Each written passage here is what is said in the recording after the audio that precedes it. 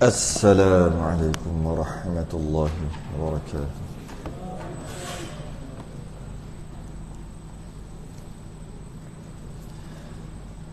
Innal hamdalillah nahmaduhu wa nasta'inuhu wa nastahdihi wa nastaghfiruh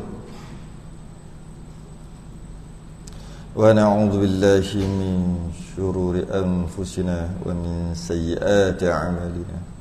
من يهده الله فلا مضل له ومن يضلل فلا هادي له. أشهد أن لا إله إلا الله وحده لا شريك له. أشهد أن سيدنا محمدا عبده ورسوله. اللهم صل وسلم وبارك على سيدنا محمد الفاتح لما أغلق والخاتم لما سبق ناصر الحق بالحق والهدي إلى صراطك المستقيم. صلى الله عليه وعلى آله وأصحابه حق قدره ومقداره العظيم.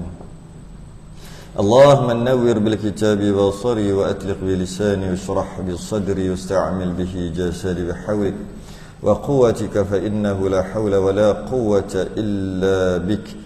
سبحانك لا علم لنا إلا ما علمتنا إنك أنت العليم الحكيم.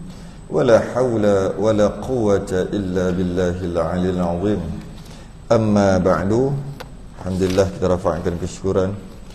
Terima kasih kita kepada Allah Ta'ala. Kita sambung kitab Perukunan Jawi muka surat 9, dekat tengah-tengah.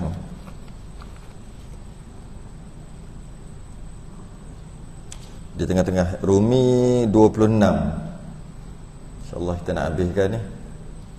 Kita nak habiskan bab mandi wajib ni. Sempat ke tak tu?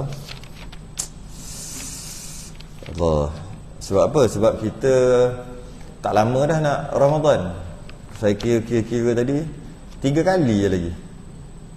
Bulan depan 2 kali. Lepas tu bulan 3 sekali. Lepas tu Ramadan dah. Sedangkan kalau tengok muka surat selepas pada tu, selepas pada kita ngaji ni, bab ni, ada bab puasa. Maknanya bab puasa ni kita akan masuk lepas raya haji. Macam tak kena lah. Lepas raya haji baru kita masuk bab puasa. Puasa Ramadan lah. Maksudnya nak puasa tu lagi berapa bulan lagi, 8 bulan lagi. Jadi ingat kita nak habis bab ni, kita nak masuk lah bab puasa. Lepas habis bab ni nak lompat sekejap, sikit masuk bab puasa. Habis masuk Ramadan nanti, lepas Syawal nanti patah balik bab. Jadi nak kena habiskan malam ni juga. Dalam bab apa ni? Bab mandi wajib ni. 28 makruh. Ya. Nak kena habiskan lah maknanya. Satu tak tahu sempat tak sempat. Tengoklah macam mana nanti. Sebab bila kita berhenti dekat tempat, dekat stesen dia, sedaplah kita nak langkah kejap tak? Pergi masuk bab puasa muka surat 60 kan? Kan 60 berapa, 60 lebih tu, 64. Lepas habis bab puasa tu, masuk Ramadan, bulan Syawal kita lompat balik muka surat 31. Elok lah, molek kan? Gitu lah. Itulah rancangannya, begitulah. Baik, muka surat 28 Rumi Jawi muka surat 9, kat tengah-tengah. Qala al-musannif rahimahullahu ta'ala wa nafa'ana wa iyyakum bi 'ulumihi fid darain amin ya rabbal alamin. Adapun makruh pada mandi itu iaitu mandi apa ni? Mandi wajib. Kita dah bahas rukun dia. Kita dah bahas perkara yang menyebabkan wajib mandi: haid, mati, haid, nifas, wiladah, janabah. Kemudian rukun mandi, kemudian sunat mandi, dah selesai. Sekarang makruh mandi pula. Adapun makruh pada mandi itu iaitu perkara yang makruh. Sah mandi tapi makruh hukumnya. Yang biasanya makruh ni, biasa duk buat lah ni, melebihi menyucur air pada anggota. Memang buat setiap kali mandi. Sebab apa? Sebab shower. Shower mana dia berhenti, dia memang keluar aje. Kat situ makruh dah. Makruh. Kenapa tak haram? Sebab air itu kita bayar sendiri. Kalau air itu air wakaf, macam dekat masjid kan, kita buat mandi secara membazir akan haram. Tapi kalau secara membazir di rumah makruh dia tak sampai haram. Sebab bil tu kita bayar. Apa tu? Tak bayar. Kita bayar. Jadi melebihi menyucur air pada anggota. Jangan lebih. Cucur air tu jangan lebih. Jangan banyak. Sebab tu orang dulu cantik dah dia mandi. Mandi pakai gayung, cetong, atau mandi pakai kalau telaga tu kan.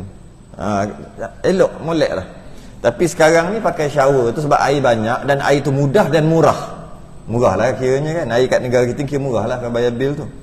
Jadi kita buat shower gitu. Bila buka, dia keluar tu lebih daripada yang diperlukan. Agak-agak berapa persen yang kena badan, berapa persen yang masuk longkang aja. Yang air shower tu. Kan masih ada kena tu mesti ada yang kan agak berapa. Itulah yang tak itu yang dipanggil lebih tu. Itu yang melebihi tu, kat sini lebih. Saya rasa 50% je kena badan kot. Ke banyak ke melampau kan? 70% kena badan. 70%. Tapi yang pakai gayung tu pun kadang-kadang dish, air sikit ke belakang tu pula yang banyak. Dia kena berhati-hati juga, kan? Jadi kalau lebih hukumnya makruh. Makruh. Walaupun di dalam lautan sekalipun. Walaupun di dalam sungai, walaupun air terjun sekalipun. Sebab air tu bila kita jirus, kita mandi, kalau dalam masalah jiwa lah, kalau menyelam tak apa. Kalau jirus, dia akan masuk balik air dalam tu. Air asalnya jadi mustakmal, jadi mutlak balik bila bercampur air yang banyak. Air laut, air sungai. Tetap juga makruh. Contohnya ambil satu baldi, lepas tu jiru dalam laut, dalam sungai, jiru. Mandi wajib, niat mandi wajib. Bila kena air tu masuk balik, tak rugi pun, tetap juga makruh. Kerana jumlah air tu yang tak diperlukan banyak tu, tapi dia buat banyak tu, kenapa? Atas alasan dia masuk balik, tetap makruh. Tetap perbuatan itu makruh. Itu kalau dalam laut. Kat bilik air kita tak tahulah berapa banyak. Saya sebut itu kan. Ni berapa liter ni? Nabi mandi 1 gantang. Nabi ambil wuduk 1 cupak. Ini 2 cupak. Orang dulu kata ni 2 cupak. Ni 1 cupak, ni 1 cupak. Nabi ambil wuduk ni je. Kita komor pun tak cukup banyak. Kita punya air je. Nabi ambil wuduk banyak ni. Daripada muka, start muka sampai kaki. Sedangkan kita tahu janggut Nabi punya mana. Macam mana boleh banyak ni? Boleh lah, sebenarnya boleh lah pakai sikit-sikit, boleh. Tapi lambatlah sikit. Kita basuh kaki aja pun dah tak lebih banyak. Basuh kaki aja. Sebab kita tak duduk, kita buka paip je laju, lepas tu kita pusing kaki, kita golek, kita pusing-pusing. Memang makruh. Hukumnya makruh. Okey. Jadi jangan lebih lah makruh. Okey. Cuma kalau di rumah kita bayar bil. Okey. Kalau di masjid surau lebih berhati-hati begitu. Kalau di rumah kurang berhati-hati pun tak apa sebab kita yang bayar bil. Dan mandi pada air yang tenang. Ada beberapa perkara sebab apa makruh mandi air tenang. Yang pertama, sebab bila air tenang, air tu tak bergerak. Maka kalau kotor, kalau najis ke apa ada, dia akan duduk di situ aja. Kalau air mengalir lain. Itu satu, itu makruh. Tetap sah tapi makruh. Yang kedua, tempat air yang tenang ni, air yang tenang jangan disangka tiada buaya. Bukan. Air yang tenang ni ada jin. Jin suka duduk situ. Jin suka duduk situ. Air yang tenang. Jadi silat mandi, silat gaya, basah rumah dia, basah anak dia jentik baru tahu. Ada yang bekok nanti. Jadi makruh lah, hukumnya makruh mandi air tenang, tapi sah. Dan melebihi dari 3 kali atau mengurangi daripada 3 kali mandi tu. Maksudnya mandi tu bukan 3 kali mandi, bukan 3 kali rata. Tu maksud 3 kali. Itulah saya kata, yang kita mandi kat dalam bilik air kita tu berapa kali rata agak-agak. Saya kata ada dalam 300 kali kot. Cuba bayang, jok tu air tu tak berhenti. 1 saat turun balik, 1 saat turun lagi. Kita duduk berapa minit? Kira lah. Lebih pada 3 kali makruh, 3 kali rata. Kalaulah perlu 10 kali jirus untuk rata, dikira sekali. Kemudian perlu 10 kali jirus lagi untuk rata kali kedua, yang sunat lah. Sebab yang kali pertama dah terangkat dah tu. Yang sunat kali kedua dikira 2 kali. Walaupun baru dah 20 kali tu. 10 kali lagi diperlukan untuk rata yang ketiga. Sebab apa? Kalau kita jiru gitu, dia baru sampai ke pusat. Lepas tu kita jiru kedua pula, ketiga, keempat. Lepas tu kok celah ni yang tak kena, akhir sekali jadi 10 kali jirus. 10 tu kira 1. 10, 10, 10. 30 kali jirus kira 3 je. Tu kalau 10 kali jirus untuk rata. Kalau 3 kali jirus dah rata, 3 tu kira 1. Kalau sekali jirus terus rata, macam orang terjun dalam air sekali tu, terus rata, maka 3 kali juga. 3 kali terjun. Jadi dia kata sini lebih 3 kali makruh, kurang 3 kali juga makruh. Sebab yang wajib cuma sekali. Sekali tu wajib. Kali kedua sunat, kali ketiga sunat. Dia buat 2 kali, makruh. Dia panggil makruh pada bilangan. Tapi sah. Ya. Kalau lebih 4 kali, 5 kali, 6 kali, mandi yang tak diperlukan, maka makruh balik. Okay. Makruh juga. Samalah dengan wuduk pun sama. Kurang daripada 3 kali makruh dari sudut bilangan, lebih daripada 3 kali makruh sebab membazir. Tak perlu pun basuh muka sampai 5 kali.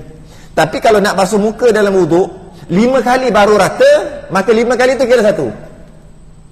Kenapa? Mana tahu dia nak ambil air sikit, basuh sebelah dulu.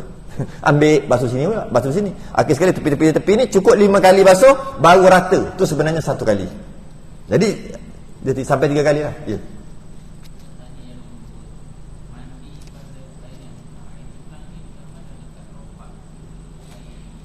Mandi pada air yang tenang, maksudnya terjun dalam tu, masuk dalam tu. Yang air tu lebih 2 kullah. Air lombong, yang tenang, air lombong. Yang lebih 2 kullah. Kalau kurang 2 kullah, bukan makruh lagi, dia masuk dalam tu, mustahamal lah air dalam tu. Kalau air kurang 2 kullah, maksudnya air itu lebih 2 kullah. Yang mana-mana tempat. Walaupun tasik, lebih-lebih lagi tasik sebenarnya. Coba bayang, kita masuk, kita ada najis sikit-sikit ni, buang air ke apa, kita masuk, najis tu akan duduk situ juga. Dia sepatutnya najis tu dia akan bercampur dengan air, hilang najis tu. Dan air tu lebih 2 kullah, maka menyebabkan air tu masih lagi kekal mutlak. Sebab air tu mengalir. Tiba-tiba air tu tak mengalir, jadi duduk situ, kan itu makruh. Antara sebabnya lah. Jadi mana-mana tempat, mana-mana tempat yang tenang je, kita tolak dia mengalir, tapi tu dia tenang balik. Tu kita tenang tu. Kalau nak cari, kalau macam tu, kalau laut duduk diam, kita tolak. Dalam laut biasanya ada ombak, dia mengalir. Kalau macam biasa lombong lah, lombong ataupun macam kolah-kolah tu yang masuk dalam tu kalau jiru tak apa, jiru tak ada masalah, ambil jiru tak ada masalah. Itu dia tak panggil mandi di air yang tenang. Mandi di air tenang ni lebih 2 kolah, dia nak terjun, dia nak masuk dalam tu. Kolam renang lah, betul lah.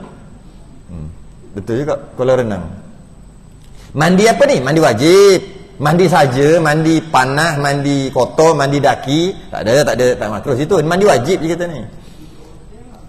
Lepas tu mandi dalam tu. Mandi pula ramai-ramai tak? Molek lah. Aku tengok mumu tengok aku tengok mumu tengok aku.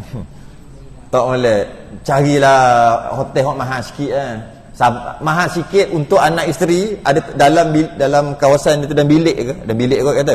Ada taklah kolam renang besar sangat, tapi dapat jaga aurat, biarlah lebih sikit pun. Kalau nak mandi sangatlah kolam, bukan seronok pun mandi kolam. Bukan apa pun, bekas orang, bekas itu, bekas ini. Kita rasa seronok, semua bekas entah orang apa, macam-macam ada masuk dalam tu. Kita mandi bekas orang. Jadi makruh, betul lah. Antaranya kolam renang, antaranya lombong, apa lagi kot? Kalau sungai itu mesti mengalir. Mana sungai tak boleh mengalir? Tak kan, mesti mengalir. Gitulah. Ataupun kolah. Parit. Tali air bergerak kot? Ke tak bergerak? Tapi tak perasan. Rasa parit dia berjalan. Ada yang tak bergerak. Yang tak bergerak tu, yang duduk tenang tu, kita kocakkan dia lepas tu dia diam balik. Maka makruh juga. Okay? Dan meninggalkan berkumur-kumur dan meninggalkan memasuk air ke hidung, makruh. Meninggalkan berkumur-kumur, masuk air dalam mulut ketika mandi wajib. Mentang-mentang lah masuk air dalam mulut, masuk air dalam hidung, dia panggil istinsyaq, masuk air dalam hidung. Masuk air dalam mulut dia panggil kumur lah, madmadah, dengan cara ghargharah. Madmadah ni melarikan air dalam mulut kiri kanan atas bawah, dia ada laju dalam mulut. Bukan Itu bukan gitu. Itu berarti orang nak ambil wuduk. Bukan. Sunat yang paling nak belajar, cara yang paling sunat, yang paling tepat sekali, tengok Bangladesh ambil wuduk. Tu real dengan Pakistan. Itu real dari sudut komo dia. Memang bagi dia wajib. Sebab tu dia buat gitu. Bagi kita sunat. Tapi kalau nak tahu cara dia, tengok dia orang, belajar dengan dia orang. Macam mana? Dia masuk, kita sebelah dia jauh. Sebenarnya gitu. Cuma jagalah sikit. Cuma nak beritahu, itu yang sunat. Sampai ha ke atas. Makhraj ha pedas. Ataupun kha, atas sikit kha. Dia ha tu. Kat situ jadi tu sunat tu. Cuma bila nak buat perkara sunat, jangan bagi sunat tu nampak kotor. Maka sunnah asalnya kita, sebab kita jadi orang tengok Islam ni kotor. Tu masalah kita. Benda tu sugi sunat. Tapi sebab dengan dia salah cara bersugi, orang nampak kotor. Sugi gitu. Lepas tu ambil boh kat depan. Tempat semayang tu kan, duduk kat depan. Ada sugi. Kawan ni sujud sebelah tu lah sugi. Nampak sugi tu kotor. Sedangkan sugi tu sunnah. Yang jadi kotor tu sebab kita yang salah buat. Dia ada caranya, ambil, letak, tutup mulut gini, jangan tunjuk kat orang. Itulah, adalah beberapa cara, bab-bab. Jadi kadang-kadang ia sunnah. Tapi dengan sebab kita, sunnah tu jadi buruk kerana kita. Bukan kerana sunnah, kerana kita. Sama lah juga, komo-komo sunat semua, tapi kita kena jaga juga. Kalau ada orang tu, janganlah melampaukan. Tapi kalau dalam bilik air kita sendiri, buat lebih-lebih. Bunyi, dia ada masuk situ. Dia sama. Kira juga. Cuma biasanya kalau orang nak sembahyang, bawa buah gigi tu dengan ubat gigi tu masalah sikit lah. Jadi paling senang sekali kayu arak dia panggil. Kayu tu lah. Jadi itulah paling senang. Cuma nak sembahyang tu duduklah belakang-belakang sikit. Ataupun pandai-pandai lah. Tak kisah duduk dalam saf pun boleh, tapi pandai-pandai supaya tak nampak sunnah tu jadi buruk sebab kita. Itu je, jaga tu. Sebab bila sunnah kena jaga Nabi, nama Nabi tu kena jaga. Bila sebut sunnah Nabi, bukan sunat. Sunat tu lain. Sunat buat dapat pahala, tinggal tak berdosa. Ni sunnah. Bila sunnah, dia terautomatik ke Nabi. Tapi dengan kita buat tu, cara kita buat salah, orang tengok sunnah tu. Sunnah tu kotor, sunnah tu macam bulan puasa. Air liur ada dalam mulut. Tuih ludah. Nampak puasa tu, Allah, apa? Teruknya orang Islam ni. Busuk. Dia ludah kat tingkap tu. Tingkap tu. Tak, kadang-kadang lepas, kadang-kadang tak lepas. Masa tak lepas tu meleleh. Lepas tu kejap-kejap keluar balik. Kan mulut kering kan bulan puasa. Ludah lama busuk kat situ. Ini sebab game puasa kan. Dia jadi gitu. Kalau campur pula dengan orang kafir kan, lagi nampak buruk. Sebab tu sunat telan air liur ketika puasa. Sunat dapat pahala telan air liur. Minum batal puasa, telan air liur. Jangan ludah. Sebab apa? Nak jaga tu.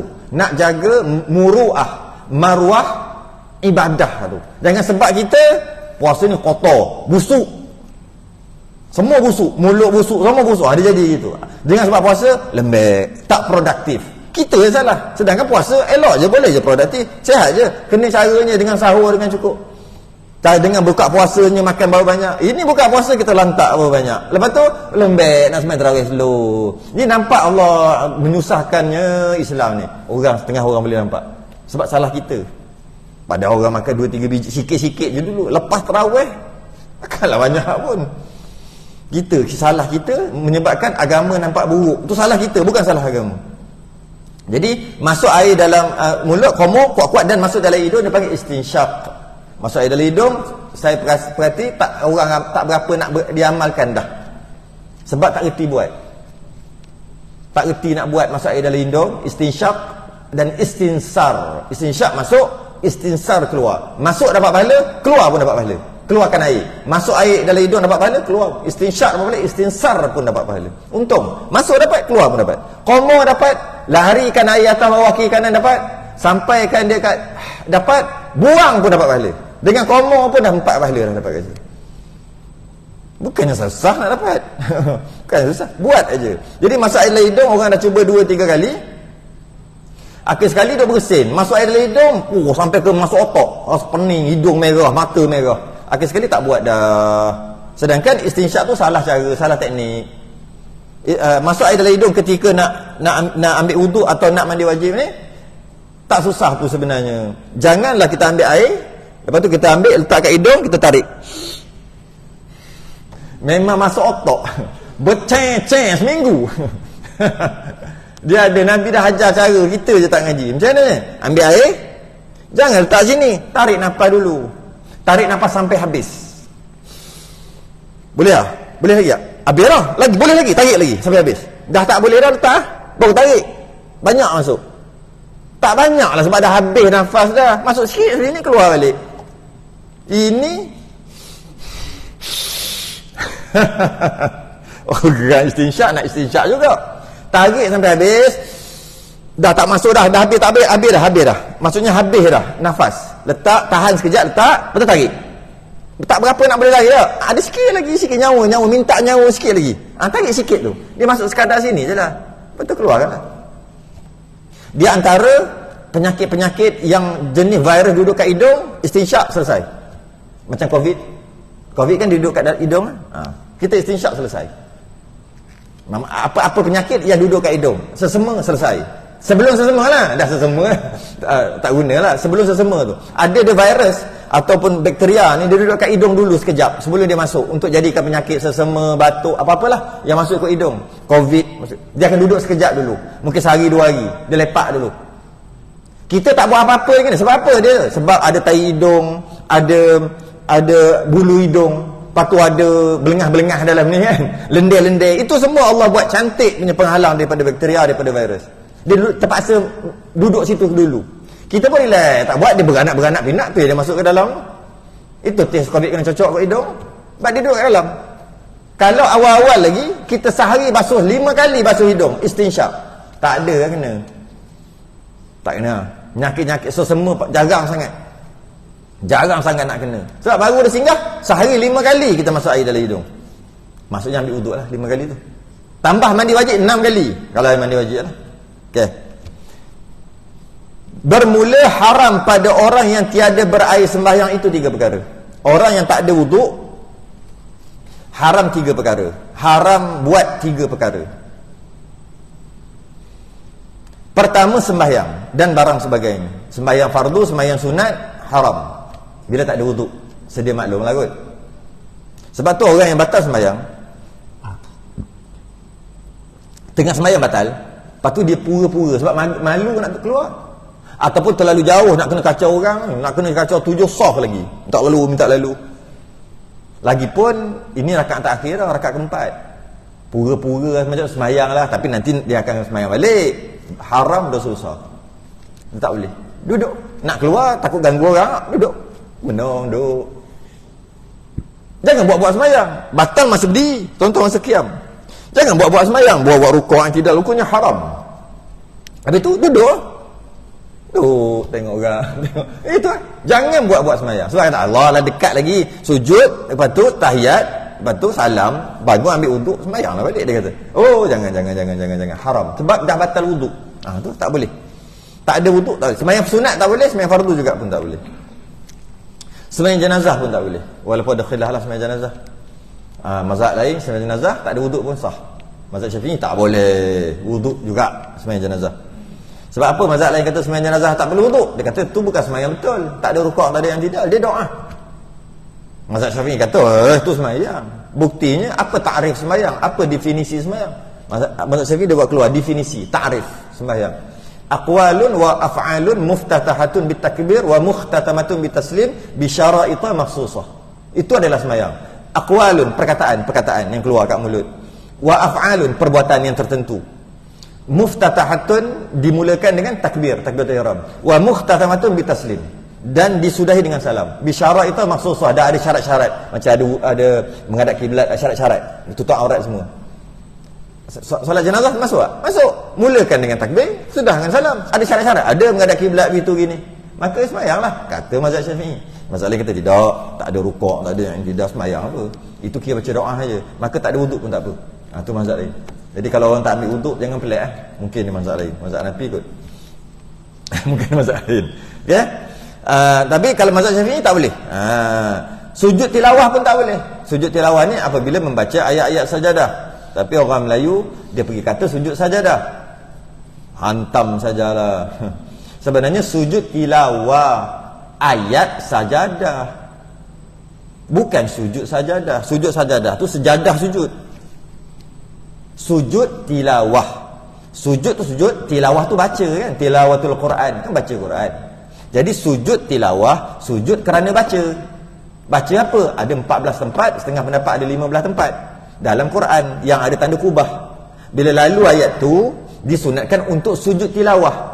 Apabila baca ayat sajadah, sunat sujud tilawah. Bukan, bila baca ayat sajadah, sunat sujud sajadah, bukan. Tapi boleh lah, orang Melayu cakap tak apalah, halal lah. Okay, boleh lah. Tapi salah lah, sujud tilawah bukan sujud sajadah. Kalau sujud tu apa? Sujud. Sajadah tu sujud. Sujud. Sajadah tu punya tempat sujud. Sejadah kan, tempat sujud. Sujud. Lailatul Qadar. Malam tu malam, Lailah tu malam, Qadar. Malam Qadar. Tak apalah, Melayu cakap gitu tak salah, tak berdosa pun. Cuma salah dari sudut bahasa. Jadi kenapa pagi Jumaat kita ada sujud yang tambahan tadi tu? Tambahan kan? Kita pagi Jumaat sunat sujud tilawah kerana membaca ayat sajadah pada surah sajadah. Sebab ayat sajadah ada pada surah-surah lain. Surah Al-Hajj ada 2 tempat, surah Iqra apa ada? Kan? Wasjud waqtarib. Jadi ada 14 tempat, setengah pendapat ada 15 tempat yang bila baca ayat itu yang dinamakan ayat sajadah, disunatkan sujud tilawah. Ketika nak sujud tilawah, wajib ada wuduk. Mazhab lain pun tak ada wuduk juga sujud tilawah, dia boleh je sujud. Mazhab Syafi'i wajib ada. Sebab apa? Sebab nak sujud tilawah, dia berdiri, dia sunat berdiri, duduk pun boleh. Dia martabat sembahyang sunat. Sembahyang sunat berdiri pun boleh, duduk pun boleh kan. Dia berdiri, kalau tidak dia nak duduk silakan, dah halalang baca Quran kan. Takkan nak berdiri dia kata duduk, apa boleh? Takbir, niat sujud tilawah, takbir, sujud, duduk, salam. Itu sembahyang. Maka wajib ada wuduk. Macam tu juga sujud syukur. Apabila dapat sesuatu nikmat yang jarang-jarang dapat. Bukan nikmat yang selalu. Kenapa sujud ni? Dapat gaji. Gaji tak disunatkan sujud syukur. Disunatkan bersyukur. Sebab apa? Sebab nikmat gaji tu dah tahu tiap bulan. Main bola, jaringkan gol. Lepas tu sujud. Perasan tak? Saya perasan. Saya tak minat bola, tapi perasan tak? Sujud syukur. Tak, sebelum tu nak tanya lu sujud apa? Dia semayang Zuhur kot, semayang Isyak kot. Semayang apa gitu lah. Okey, tak apa, kita tolak. Mungkin dia sujud sahwi kot. Masa bila pula dia semayang? Okey, tolak. Mungkin dia baca ayat sajadah kot. Apa benda dah sepak bola. Tolak. Ada satu je jelas, sujud syukur. Itu lah, takkan mana pun lagi. Okey, dia sujud syukur, menandakan tanda kesyukuran. Sujud syukur disunatkan apabila dapat satu nikmat yang jarang-jarang dapat.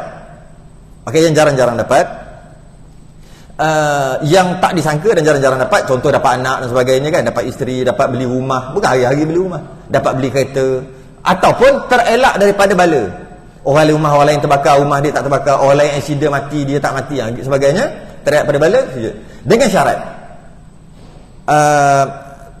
nikmat tadi ataupun bala yang terelak ataupun nikmat yang dapat tadi bukan maksiat. Dia benda yang harus lah, benda. Okey. Dan bila nak sujud syukur, wajib sempurnakan semua macam sembahyang. Ada wuduk, tutup aurat, menghadap kiblat, apa lagi?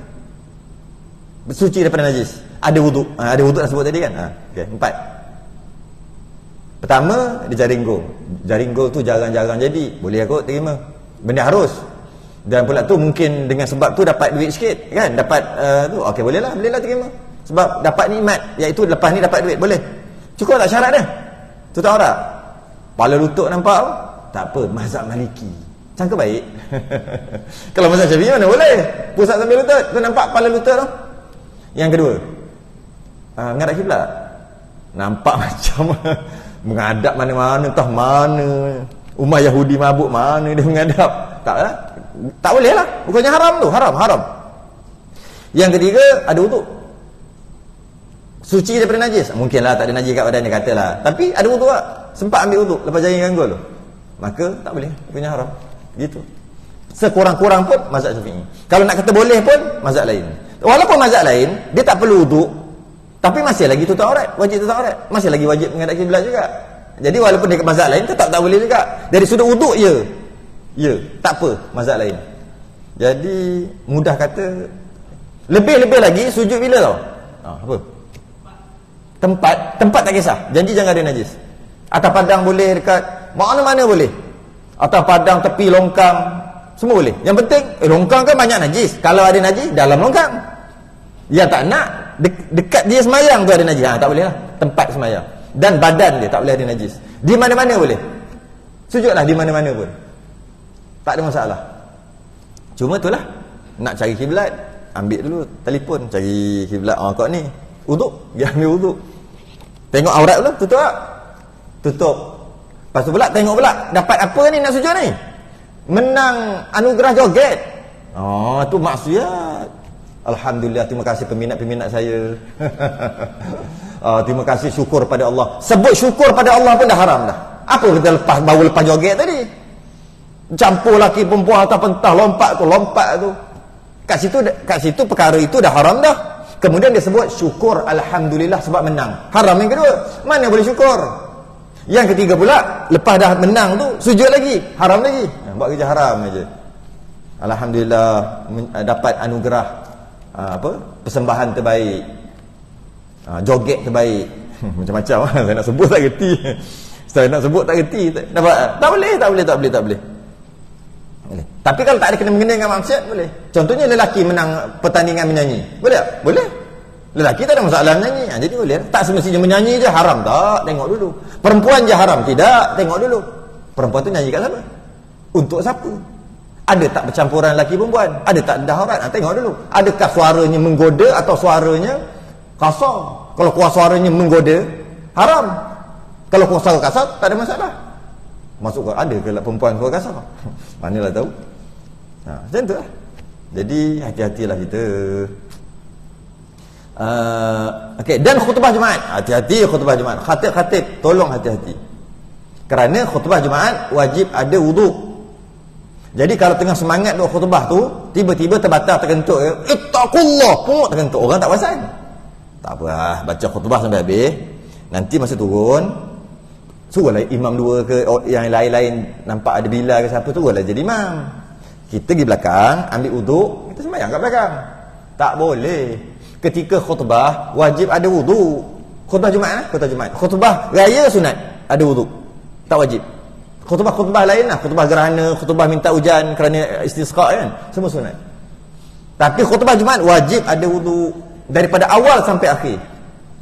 Jadi kalau terbatal, sebab tu mana-mana masjid mesti ada, kita panggil bilik imam. Macam itulah, atau pejabat di belakang. Sebab apa? Dan mesti ada dalam tu ada pipe. Mesti tu syarat. Tak ada pipe kat dalam pun ada pintu untuk keluar ke belakang sikit. Mesti kena ada pipe kat belakang. Mesti. Sebab kalau tidak, payah tu tengah khutbah batal, tiba-tiba minta maaf, ketuk minta maaf dah. Ketuk. Sampai apa cerita tengah khutbah? Panjang nak kena jawab. Habis tu macam mana kalau tidak? Minta maaf, tunggu sekejap duduk, jangan ke mana-mana. Turun. Dalam 2 minit dia naik, basah muka. Lap-lap sikit, sambung khutbah. Sepatutnya gitulah kalau batal. Tapi pelik juga, saya pelik sebenarnya. Pernah tak dengar khatib terbatal sembahyang? Pernah tak dengar imam terbatal sembahyang? Sekali-sekala je dia. 10 tahun sekali ada dengar? Ada kot. Imam terbatal sembahyang tak pernah dengar. Kalau tak jadi tempat ni pun jadi tempat lain lah. Imam terbatal. Saya rasa saya dengar 3-4 tahun sekali dengar. Ada imam terbatal, orang lain ganti. Ada dengar. Khatib terbatal dengar? Yang tu saya tak pernah dengar. Khatib terbatal wuduk. Heran. Hebat khatib-khatib ni. Tak batal wuduk dia. Tak tahulah. Heran. Mungkin jaga sungguh kot. Rasa nak keluar ada kemut. Rasanya lah. Sebab apa? Kalau batal tak ada masalah. Batal lah wuduk. Pergi je ambil, sambung balik. Jangan baca sampai habis. Rukun-rukun khutbah tadi baca sampai habis. Lepas tu nak semayang tak boleh, suruh orang lain ganti orang lain. Maka khutbah tidak sah kerana tak ada wuduk. Sembahyang Jumaat pun tak sah juga. Maka nak kena tanggung berapa ratus orang. Orang tak tahu tak apalah, yang tak tahu. Jadi tak boleh lah, khatib mesti kena ada. Malah kalau tayamum, katalah tak ada air, nak buat semayang tayamum kan, masa khutbah satu tayamum. Kita dah makan masuk bab tayamum ke dah lepas pun saya tak ingat dah. Tengah khutbah, nak khutbah ni tayamum, naik khutbah. Nak sembahyang sekali lagi tayamum. Kalau bab tayamum lah. Okey, habis. Dan yang kedua, tawaf jikalau sunat sekalipun. Tak ada air sembahyang, tak boleh tawaf. Walaupun tawaf sunat, tawaf ifadah, tawaf rukun, tawaf apa jenis tawaf apa jenis tawaf sekalipun, bila tawaf mesti kena ada wuduk. Jika tak ada wuduk, tawaf tidak sah. Tawaf yang sedang tawaf tak sah lah, tapi yang tawaf yang telah sempurna tu dah sah, cuma nak cukupkan pergi ambil, nanti ganti balik. Macam itulah. Kalau tengah buat yang ketiga, batal wuduk. Maka yang ketiga tu tak batal. Yang ketiga tu yang bermula kentut tu, bermula tersentuh ke, batal lah. Pergi ambil wuduk. Bila pergi ambil wuduk, masuk balik, sambung tu tempat tu. Cari mana tempat, tak, kalau agak tu undur sikit, lagi sikit. Tak tahu ke mana-mana dah. Kembali ke rukun apa, Hajarul Aswad balik lah. Dah tak tahu kat mana dah, pening kepala tadi kat mana lah. Patut sambung aja. Nanti kan buatnya tak usah pula. Dia terpaksa pergi ke balik ke tempat asal lah. Permulaan tawaf adalah tempat Hajarul Aswad kan, rukun Hajarul Aswad. Pergi balik, lambai balik lah. Boleh lambai banyak sikit. Okey, kena ada jikalau sunat sekalipun. Itu mazhab Syafi'i lah. Mazhab Syafi'i macam biasa. Kalau mazhab lain, jika bersentuh ada syahwat baru batal wuduk. Terus tak ada syahwat boleh teruskan tawaf. Itu mazhab lain, 3 mazhab. Mazhab Syafi'i sentuh aja pergi ambil wuduk. Saya pergi baru ni tempat ambil wuduk, Allah jauh bawah. WC tu, WC 3, WC tu, WC kan ada WC yang besar. jauh. Pergi keluar, pergi ambil wuduk, masuk balik, sambung balik. Baru jalan lagi, bersentuh pula. Tadi bersentuh dengan perempuan dah. Tadi katalah kentut. Pergi ambil wuduk, masuk-masuk bersentuh dengan perempuan pula. Adalah perempuan mana, Syiah ke mana ke. Sentuh. Pergi ambil pula, keluar balik. Masuk balik, baru nak kaki kena pijak pula dengan perempuan mana pula. Jangan gitu. Maka boleh taklid mazhab lain lah. Ataupun sebenarnya tak perlu taklid mazhab lain. Boleh tapi tak perlu sebenarnya. Taklid tak guna mazhab Syafi'i juga. Mazhab Syafi'i ada 2 qaul, ada 2 pendapat. Pendapat yang pertama, mazhab Syafi'i bila sentuh laki perempuan dua-dua batal. Aula mastumun nisa. La mastumun nisa dengan maksud la mastumun nisa. Aula mastumun nisa. Apabila kamu la mastum, sentuh menyentuh. Mazhab Syafi'i kata sentuh menyentuh tu sentuh kulit. Mazhab lain kata sentuh menyentuh. Maknanya bersentuh apa? Sentuh menyentuh. Bahasa Quran kan bahasa berlapik. Tu mazhab lain. Baru batal wuduk. Bukan sentuh menyentuh. Aula mastumun nisa. Nisa tu perempuan. La mastum. Mazhab Syafi'i dia ambil qiraat lain. Mazhab Syafi'i. La mastumun nisa. La mastum dengan maksud la mastum. Sentuh. La mastum qatal, bunuh. Qatal, bunuh membunuh. Kalau qatal dia telah dibunuh. Maknanya dia pasrah. Mati. Tu kenapa? Tikam kat belakang. Tapi kalau qatal, aku nak bunuh kau nak bunuh aku, akhir sekali seorang mati. Samalah, lamastum, sentuh.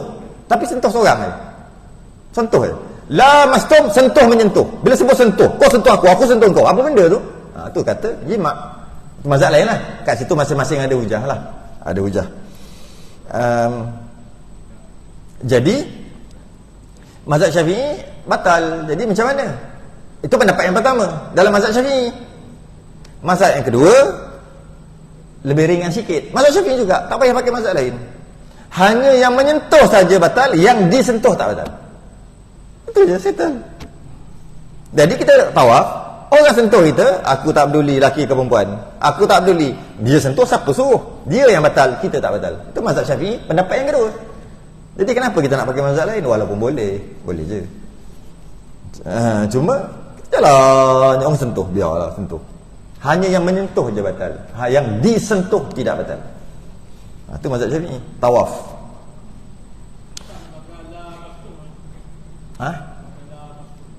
La mastum. Au la mastumun nisa. Sambung ayat. Okey, yang ketiga. Menjabat mushaf. Apa jabat? Sentuh. Kan jabat tangan. Berjabat tangan kan? Jabat ni sentuh. Sentuh mushaf. Mushaf ni kalau kita panggil Quran tu lah, kita panggil Quran. Sebenarnya bukan Quran, mushaf. Tapi boleh je panggil Quran pun. Ambil Quran kejap. Mushaf. Buku Quran tu, kitab Quran tu, Quran yang kita panggil mushaf. Menjabat, menyentuh. Atau membalik waraqahnya. Tak, menjabat mushaf. Bila sebut menjabat mushaf, maksudnya sentuh mushaf. Maka dulu kertas je lah, ataupun lauh batu, ataupun papan, ataupun kulit pokok, kulit binatang dan sebagainya. Dia panggil mushaf lah juga kalau banyak. Macam ni kalau handphone, adakah termasuk dalam mushaf? Ulama bahas. Sebab benda baru kalau buka gini tak ada keluar. Buka gini dia keluar. Ni menyentuh mushaf tak? Ataupun kalau ada ni pegang, haram mushaf. Adakah begitu? Ni soalan. Maka ulama sekarang bahaslah. Sebab dulu tak bahas. Mana ada benda ni? Adakah dia dikira mushaf ataupun tidak? Jawapannya selepas ini. Azan tu. Dah azan. Siapa nak tahu jawapan, tunggu. Jangan ke mana-mana. Boleh tak? Boleh? InsyaAllah.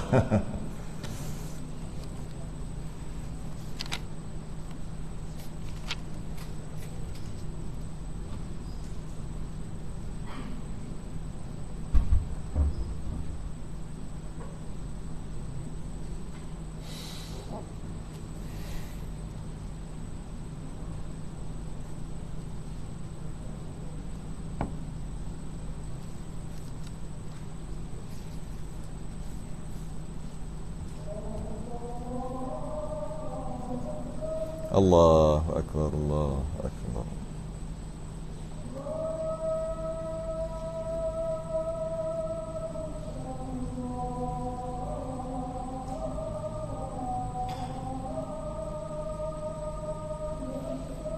Allahu Akbar, Allahu Akbar.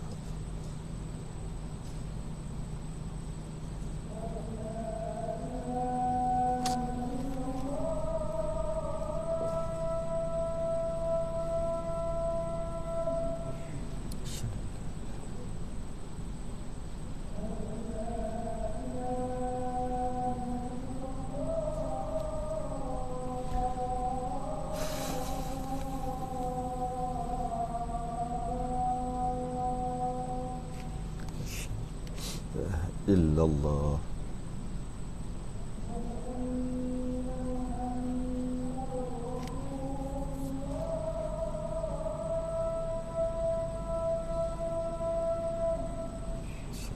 Muhammadur Rasul.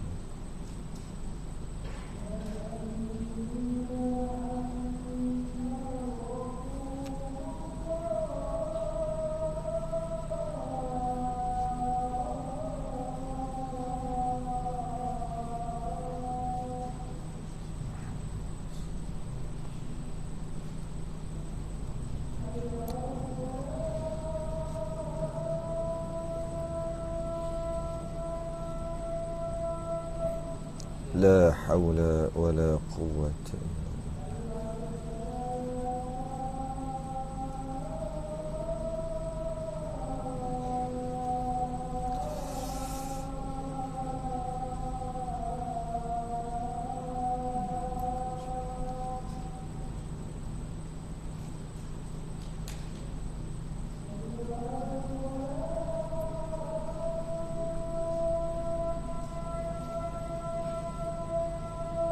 لا حول ولا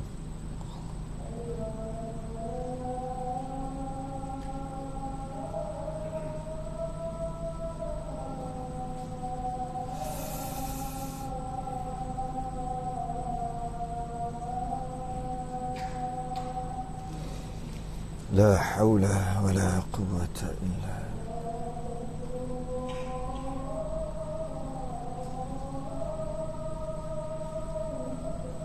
Allahu Akbar.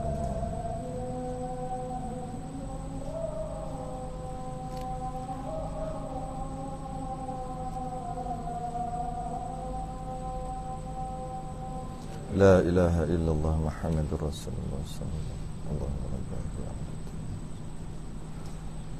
Wa syarafa wa darajata al-'aliyata ar-rafi'ah wa ba'atha al-maqam Muhammad sallallahu.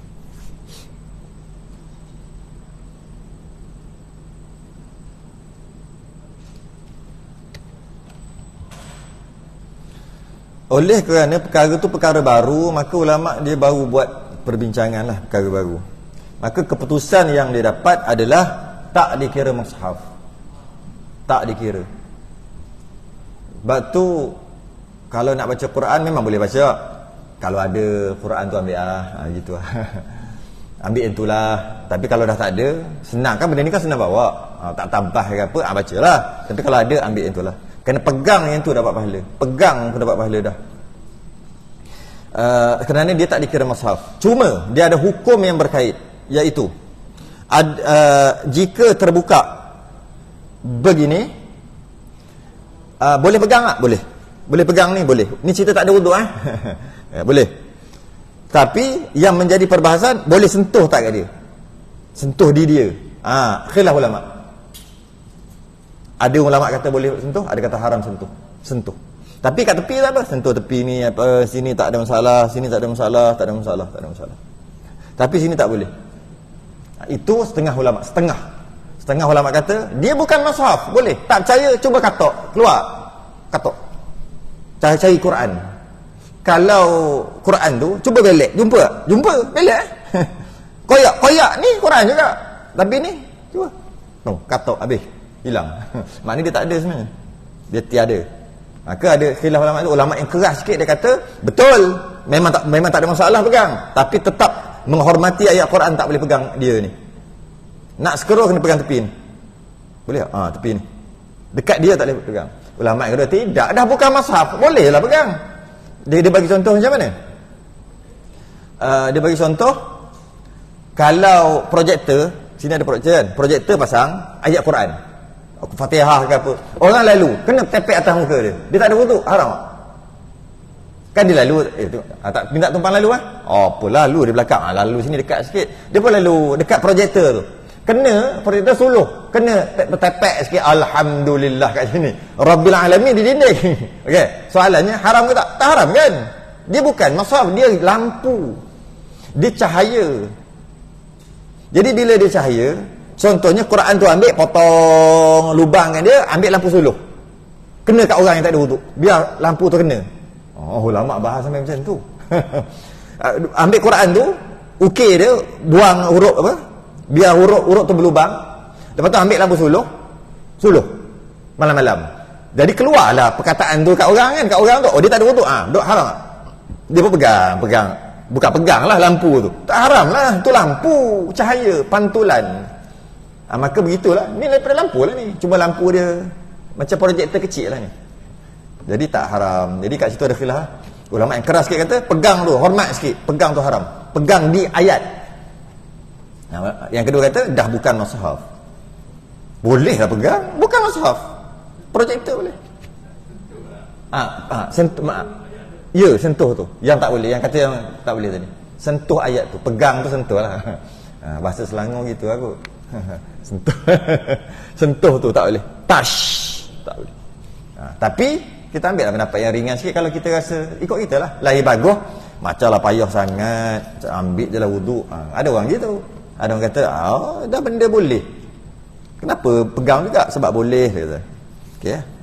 Jadi pegang, jadi tak ada masalah. Okay, itu satu. Yang kedua, menjabat maksud pegang atau membalik warakahnya. Warakah, apa warakah? Warakah ni dah jadi bahasa Melayu. Warkah, Melayu kan pelat. Warakah jadi warkah. Warkah tu maksud apa? Macam surat lah, macam surat kan, warkah kan. Jadi membalik warkah tu, kertas Quran tu dibalik, haram juga. Haram membalik. Dia kata dia haram pegang. Habis kalau setakat belek pun haram. Pegang warakah kan tu, pegang warkah kan tu, pegang kertas dia kan tu. Walaupun tak pegang dekat huruf. Habis kalau tadi boleh, kalau pegang huruf baru tak boleh. Itu hanya untuk telefon, untuk TV je. Tak terpakai dengan ayat Quran ni atas. Kalau ayat Quran lah, apa ni? Inna salati. Ni. Ayat Quran ni tak terpakai. Pegang sama juga. Ni dia dikira warqah. Ni. Pegang haram kalau tak ada wuduk ni. Pegang haram. Kecuali khat. Ni khat apa? Nasakh. Ada khat yang apa, kaligrafi. Sampai tak boleh nak baca. Begini, mana ra dia ni, cari Nuh, hujung Nuh ra. Ada pasal tak? Yang dia tulis comel lah. Tapi kita nak baca tak boleh. Ni apa ni, ayat kursi ni? Allah alif lam lam ha mana? Cari tak jumpa. Sebab dia panggil kaligrafi. Buat tu bukan tujuan nak baca, nak comel. Itu tak apa. Ini tujuan ni bukan nak comel saja, nak baca sebab boleh baca. Maka dia jadi warqah. Ataupun warkah. Ataupun tak boleh pegang. Kalau tak ada wuduk. Walaupun sikit ayat, tak boleh. Jadi walaupun nak balik warqah, jadi tempat yang tak ada tulisan pun tak boleh pegang. Di Quran. Berbeza dengan di telefon. Yang tak ada tulisan boleh pegang, yang ada tulisan tak boleh. Itu pun sebahagian je ulama, bukan semua. Tapi kalau Quran mushaf, tempat yang kosong pun, tempat yang tak ada tulisan pun tak boleh. Katalah di dalam Quran tu ada depan tu kertas kosong pun tak boleh pegang. Dekat Quran tu ada apa, hukum-hukum tajwid, lepas tu tulisan apa benda tak faham apa benda, tahu lah, tu pun tak boleh pegang. Dan ada pula doa apa, Allahumma marhamna bil Quran waj'alna, kan ada doa-doa tu, pegang pun tak boleh. Ada hukum tajwid, pegang pun tak boleh. Semua tak boleh. Ada cok jakim tom besar, pegang cok jakim pun tak boleh. Senang cerita, tak boleh pegang semua dalam mushaf atau Quran yang kita panggil. Walaupun bukan ayat dia pun tak boleh. Walaupun kertas kosong pun tak boleh. Walaupun tepi-tepi corak ke corak-corak pun tak boleh. Tak ada wuduk. Tak ada wuduk ni cerita tak boleh. Kulit pun tak boleh. Ni nak sebut, saya tak sebut lagi sebab ada di bawah ni. Lepas tu saya tak sebut lagi.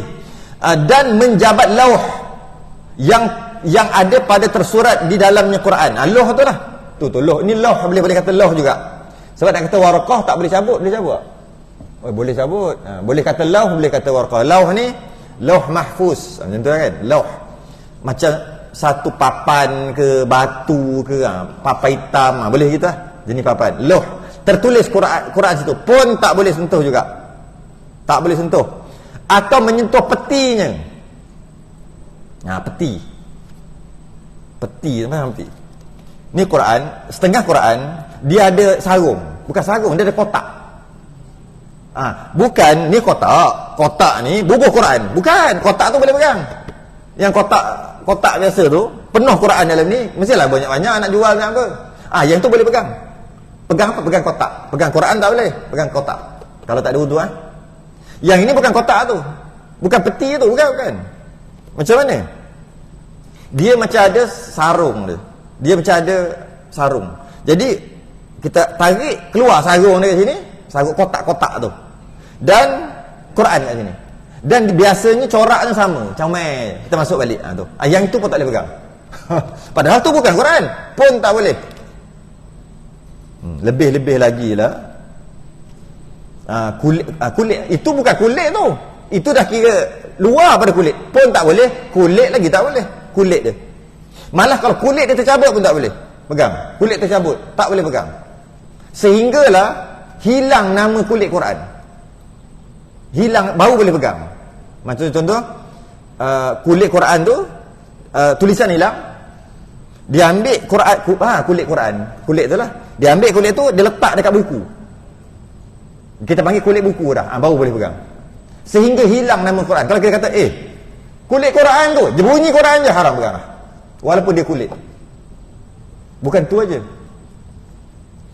Kalau dia ada apa? Tali pun haram pegang. Selagi bersambung. Bercabut je baru boleh pegang. Tali pun tak boleh pegang. Tapi tali bersambung. Ini kotak tu, yang sarung tu. Itu pun tak boleh, sedangkan dah berasing. Kalau duduk sekali tak boleh, berasing pun tak boleh. Sehingga dah hilang nama kotak. Kalau orang tengok, orang tak kata kotak Quran, baru boleh pegang. Selagi kata ni kotak Quran ni, sarung Quran ni, selagi tu tak boleh. Apa lagi? Apa dia?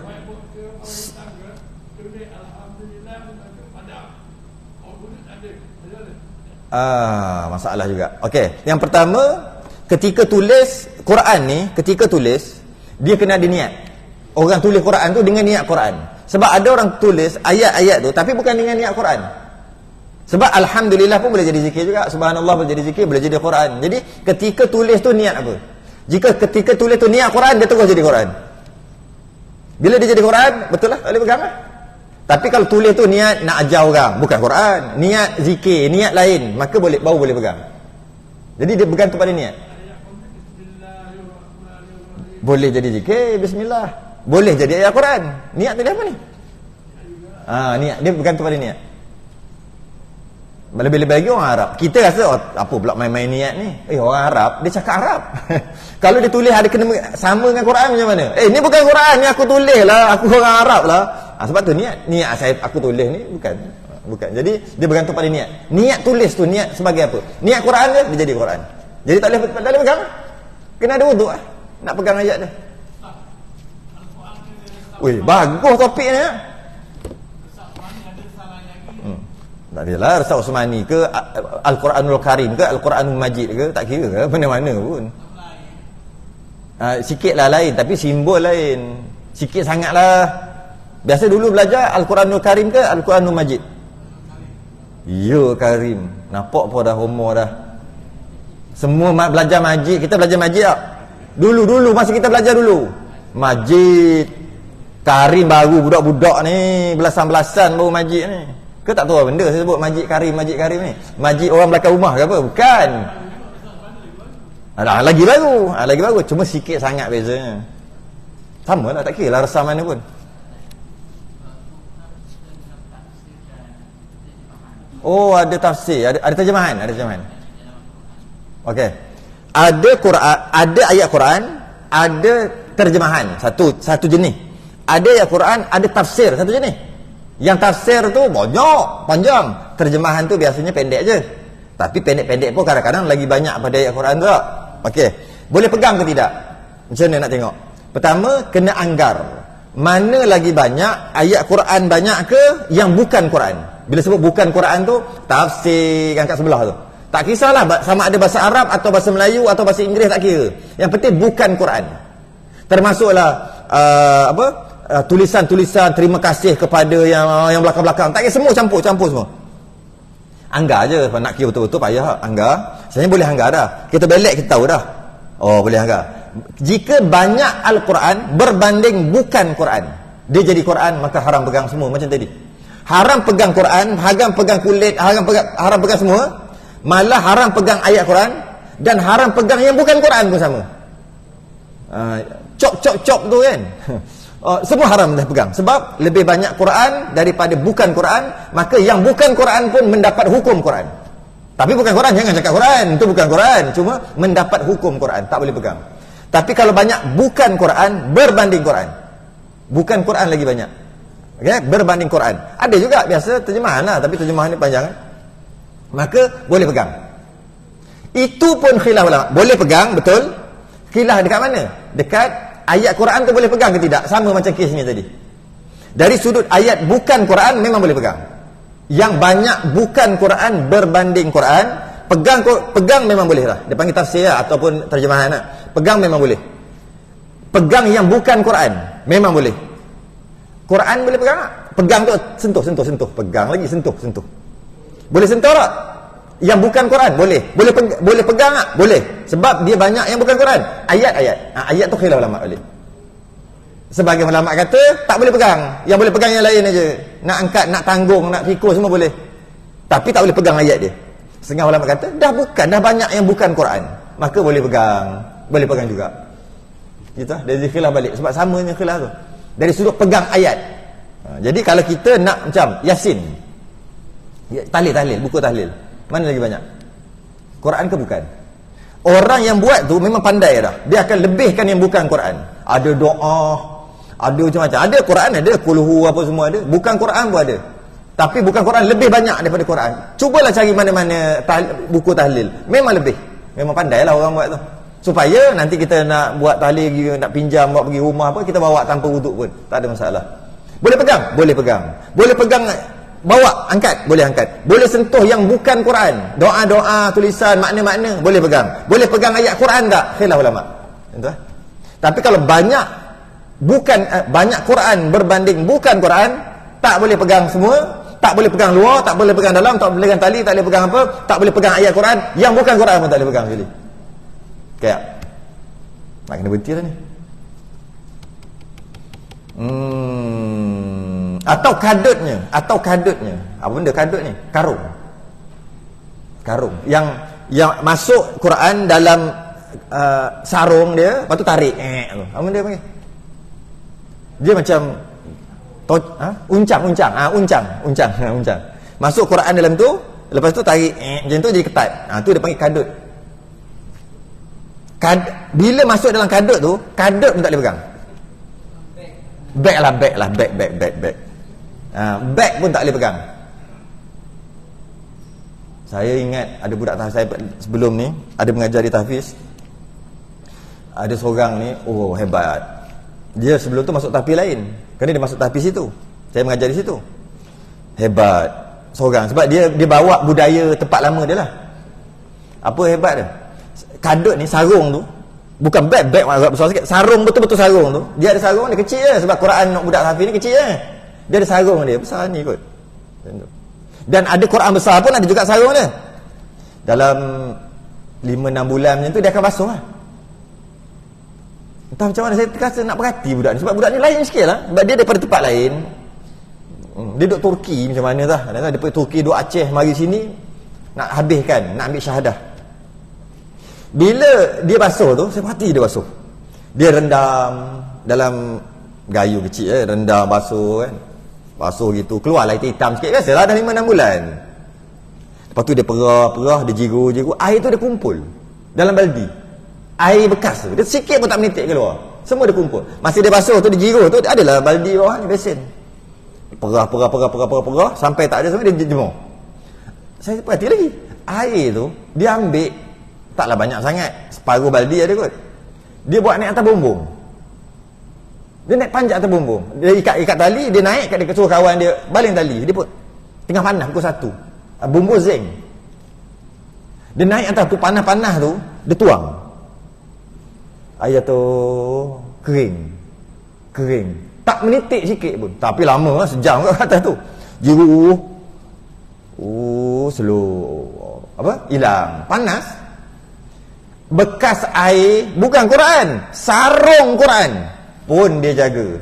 Patutlah dia setahun 8 bulan khatam. Jadi kita tak pelik setahun 8 bulan 30 juzuk. Hebat setahun 8 bulan 30 juzuk. Kita tak heran pun bila tahu perangai dia macam tu, tak heran. Itu dia jaga benda yang tak wajib jaga pun. Kalau orang lain kata menyusahkan benda pula, tuang je lah. Kalau tuang masuk longkang, kalau kena najis macam mana? Kita dengar, kenapa? Air memang biasalah kena najis. Tapi bekas tu adalah bekasan sarung. Biasalah sarung. Sarung tu sarung Quran. Jauh hanya kau pusing. Dia jaga. Dengan dia jaga tu agak-agak lah, dia jaga makan tak? Tak payah tembak. Memang tetap jaga lah. Takkan dia bantainya semua Maggi tak Maggi. Sedap tak sedap. Takkan dia bantai semua. Kalau itu dia jaga, makan lagi jaga. Minum, mata dia jaga tak? Ghaddul basar, tunduk pandangan. Jaga habis. Hati jaga tak payahlah. Kalau mu jaga benda ni, memang jaga yang lain-lain lah. Maka setahun 8 bulan khatam. Dia syahadah 4 tempat. Dekat Turki, kat Aceh, mana dah? Lagi dekat Malaysia. Hebat. Wallahu alam. Betul. Panjang lagi sebenarnya cerita ni, tapi dah sejam lah. Dia tak boleh lebih sejam. Nanti dia pening-pening.